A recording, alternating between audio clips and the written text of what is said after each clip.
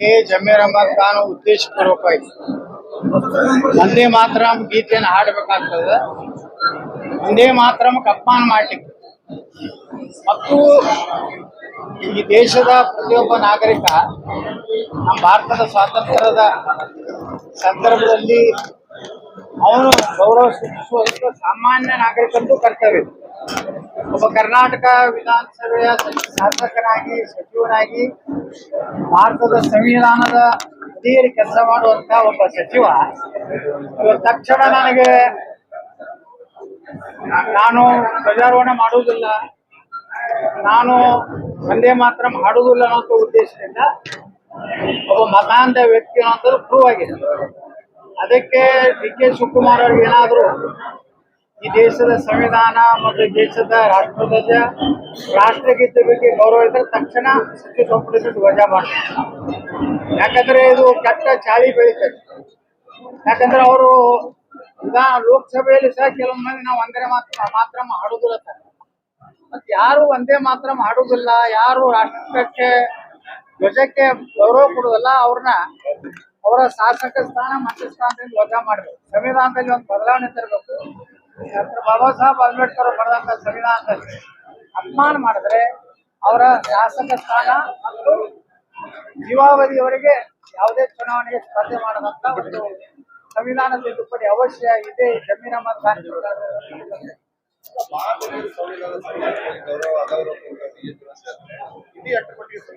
ನೋಡಿ, ರಾಹುಲ್ ಗಾಂಧಿ ಮೊನ್ನೆ ಒಂದು ವಿಡಿಯೋ ನೋಡಿದೆ. ಅದರಲ್ಲಿ ಭಾರತ ಸಂವಿಧಾನ ಪುಸ್ತಕ ನೆಲದ ಮೇಲೆ ಹೋಗುದು ಅಪಮಾನ ಮಾಡದಂತವ್ರು, ಅಂಬೇಡ್ಕರ್ ಅವ್ರನ್ನ ಲೋಕಸಭಾ ಚುನಾವಣೆ ಸೋಲಿಸಿದಂಥವ್ರು, ಅಂಬೇಡ್ಕರ್ ಅವರ ಫೋಟೋ ಸಹಿತ ಪಾರ್ಲಿಮೆಂಟ್ ನಲ್ಲಿ ಹಾಕದಂತವ್ರು, ಇವರು ಬಿಜೆಪಿಗಾಗಲಿ ಉಳಿದ ರಾಜಕೀಯ ಪಕ್ಷಗಳಿಗೆ ಆಟ ಕಲಿಸುವ ಅವಶ್ಯಕತೆ ಇಲ್ಲ. ಸಂವಿಧಾನ ನಿಜವಾಗಿಯೂ ಪೂರ್ಣ ಪ್ರಮಾಣದ ಈ ದೇಶದಲ್ಲಿ ಎಲ್ಲಾ ರಾಜ್ಯದ ಭಾರತದ ಕಟ್ಟ ಕಡೆ ಸೀಮೆಯವರೆಗೆ ಏನಾದರೂ ಸಂವಿಧಾನ ಇವತ್ತು ಜಾರಿಯಾಗಿದ್ರೆ ಅದು ನರೇಂದ್ರ ಮೋದಿ ಅವರು.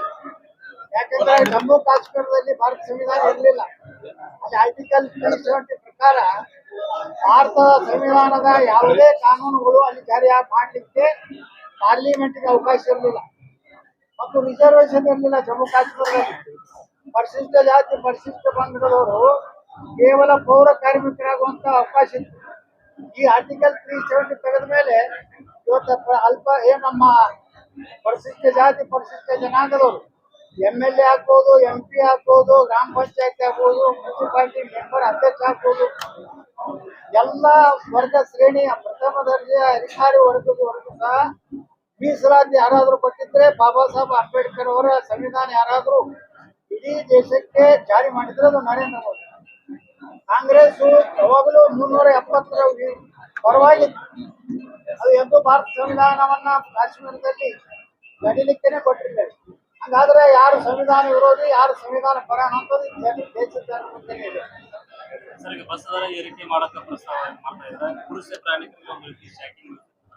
ನೋಡಿ, ಇದು ಏನು ಅರ್ಥನೇ ಇಲ್ಲ. ಇಲ್ಲಿ ಮಹಿಳೆಯರಿಗೆ ಉಚಿತ ಕೊಡ್ತೀನಿ ಅಂತೀರಿ, ಒಂದ್ ಕಡೆ ಪುರುಷರು, ಮಹಿಳೆ ಮತ್ತು ಪುರುಷರು ಒಂದೇ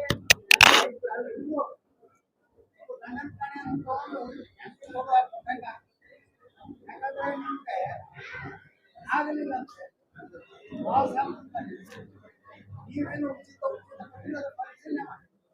KSRTCಗಳ ಪಗಾರ ಆಗ್ತಾ ಇಲ್ಲ, ಡ್ರೈವರ್ ಕಂಡಕ್ಟರ್ಗಳು ಸಂಬಳ ಇಲ್ಲ, ಅವರು ಹೆಚ್ಚಿನ ವೇತನಕ್ಕಾಗಿ ಹೋರಾಟ ಪರಿಷ್ಕರಣೆ ಮಾಡ್ತಾ ಇಲ್ಲ. ಎಂಟಿಂದ ಸಣ್ಣ ಅಂಗವಿಕಲರು ಬುದ್ಧಿಮಾಂತರ ಒಂದು ಕಟ್ಟಡ ಭೂಮಿ ಪೂಜೆಗೆ ಹೋದಾಗ 1400 ರೂಪಾಯಿ, 1400 ರೂಪಾಯಿ ಸಹಿತ ಮೂರು ತಿಂಗಳ 4 ತಿಂಗಳ ನಂತರ 1400 ನೀರು ಸಾಕ್ತಾರೆ. ಮತ್ತೆ ಅವ್ರಿಗೆ ಇನ್ಕಮ್ ಸರ್ಕಾರ ದಿವಾಳಿಯಾಗಿದೆ.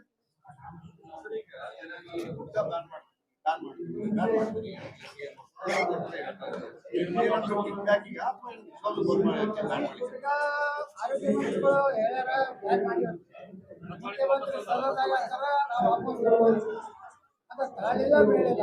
ಆರೋಗ್ಯ ಮಂತ್ರಿಗಳನ್ನೇ ಮುಖ್ಯಮಂತ್ರಿ ಸರ್ಕಾರದಾಗ ಏನು ಬಾಯಿ ಬಂದು ಮಾತಾಡೋದನ್ನೇ ನಡೀತದಂತ ವಾತಾವರಣ ನೋಡಿ. ಇದು ಯಾಕೆ ಇದು ಬ್ಯಾನ್ ಮಾಡ್ತಾರೆ? ಇದು ಕಂಪನಿಗಳಿಂದ ಏನು ನಾ ಹೇಳಿದಲ್ಲ ಕೊಪ್ಪಳ ಟ್ಯಾಕ್ಸ್ ಅಂತ ಹೋರಾಟ ಮಾಡ್ಯಾರ. ನಮ್ಮ ಮುಖ್ಯಮಂತ್ರಿ ಆದ್ಮೇಲೆ ಏನಪ್ಪಾ ಗೊತ್ತಾಯ್ತಾ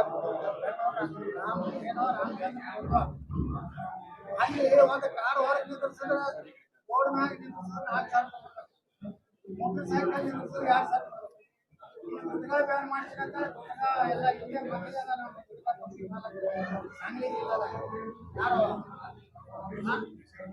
ಲೈಸೆನ್ಸ್ ಕೊಡ್ತಾರ ಅವ್ರ ಕಡೆ ಮಾಮೂಲಿ ಸಲುವಾಗಿ ಮಾಮೂಲಿ ಹೆಚ್ಚು ಮಾಡ್ಕೊಳ್ಳಾಗ ಗುಟ್ಕಾ ಬ್ಯಾನ್ ಮಾಡ್ತಾರೆ. ಮುಂದೆ ಏನ್ ಮಾಡೋದು? ರೈತರ ಹೆಸರು ಇಲ್ಲ ಅಷ್ಟೇ ಬೆಳೆಗಾರ ಹಾನಿ ಆಗ್ತದೆ, ಅದಕ್ಕೆ ವಾಪಸ್ ತಗೊಂಡು ಎಲ್ಲಾ ರೈತರ ಮ್ಯಾಗನೇ ಚಲೋ ಬಿಡದಿ ಒಳಗೂ ರೈತ ಚಿಕ್ಕದಾಗೂ ರೈತ. ಹೌದು, ಬೆಂಗಳೂರಿನಾಗ ನೀವು ಒಂದು ಕಾರ್ ಪಾರ್ಕಿಂಗ್ ಹೊರಗೆ ಮಾಡಿದ್ರೆ ಬಡವರು ಅದಾರ ಮೋಟರ್ ಸೈಕಲ್ ಅವ್ರು ಇರುವುದೇ ಮನೆ, ಒಂದು ಬೆಡ್ರೂಮ್, ಒಂದು ಅಡಿಗೆ ಮನೆ, ಅಲ್ಲಿ ಪಾರ್ಕಿಂಗ್ ಮಾಡಾದ್ರೆ ರೋಡ್ ಮ್ಯಾಗ ಮಾಡಿದ್ರೆ 2,000 ಅಂದ್ರೆ ಏನಾಗಿದೆ? ಒಂದ್ ಕಡೆ ದಿವಾಳಿ ಆಗೈತೆ ಸರ್ಕಾರ.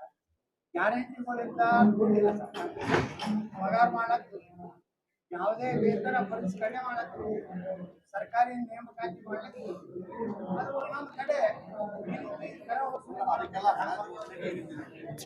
ಹಣ ಕೊಡಲಿಲ್ಲ. ಒಂದ್ ಕಡೆ ಸ್ಟ್ಯಾಂಪ್ ಡ್ಯೂಟಿ ಹೆಚ್ಚು, ಒಂದ್ ಕಡೆ ಬಸ್ ದರ ಏರ್ಸು, ಒಂದ್ ಕಡೆ ಕರೆಂಟ್ ರೇಟ್ ಏರ್ಸು. ನೀವು ಯಾವ್ದು ಏರ್ಸಿಲ್ಲ ಹೇಳಿ ಹೊರಡು ಉತ್ತಾರನೂ ಏರ್ಸಿ 25 ರೂಪಾಯಿ ಮಾಡಿ ಸರ್ಕಾರ ಮ್ಯಾಗೂ ಹಾಕ್ಲಾಕತ್ತಿ ಇವ್ರ ಮ್ಯಾಗೂ ನೀವಂತೂ ಸಾಗರ ಕೊಡ್ತಾರೆ ಡ್ಯೂಟಿ ಮಾಡೋದು. ಹುಡುಗರಿಗೆ ಹೇಳ್ತೀವಿ ನಾವು 4 ಮನೆಗೆ ಹೋಗ್ಲಾಕ್ತೀವಿ, ಮಾಮನ ಮನೆಗೆ ಹೋಗ್ಲಾಕ್ತೀವಿ, ಅಕ್ಕನ ಮನೆಗೆ ಹೋಗ್ಲಾಕ್ತೀವಿ, ಬಳಸಂಖ್ಯೆ ಹೋಗ್ಲಾಕ್ತೀವಿ. ಈ ಗಂಡದೇನು ಏನು ಮಾಡಬೇಕು? ಬಳಸಂಖ್ಯೆ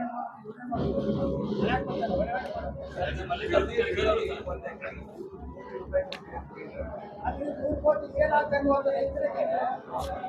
ನೀವು ಅವ್ನ ರೈತರ ಜಮೀನು 10 ಕೋಟಿ ಇದು ಮಾಡಿ ಬಿಡ್ತೀವಿ. ನಮ್ಮ ಉತ್ತರ ಕನ್ನಡ 20 ಎಕರೆ 40 ಎಕರೆ ಹಿಂಗಾಗಿ ಅದು ಊರಿಗೆ ಡಿವೈಡೆಡ್ ಬೈ 3 ಕೋಟಿ ಏನು ಮಾಡ್ತದೆ? 40 ಲಕ್ಷ ಅದನ್ನೇ ಒಂದು ಸಣ್ಣ ಉತ್ತರ. ಅದಕ್ಕೆ ಬಿಟ್ಟು ಮಾಡಿದ್ರೆ ಸಾಕಷ್ಟು ಜಮೀನು ಎಲ್ಲಿ ನೀರಾವರಿಗೆ ಹೋಗ್ತಿಲ್ಲ, ಎಲ್ಲಿ ಬೆಳೆ ಬೆಳೆಯಲಿಕ್ಕೆ ಸಾಧ್ಯಲ್ಲ, ಎಲ್ಲೇ ರೈತರು ಸ್ವಾವಲಂಬಿಯಾಗಿ ಜೀವನ ಮಾಡಲಿಕ್ಕೆ ಸಾಧ್ಯ ಇಲ್ಲ ಅಂತ ನೀವು ಮಾಡಿ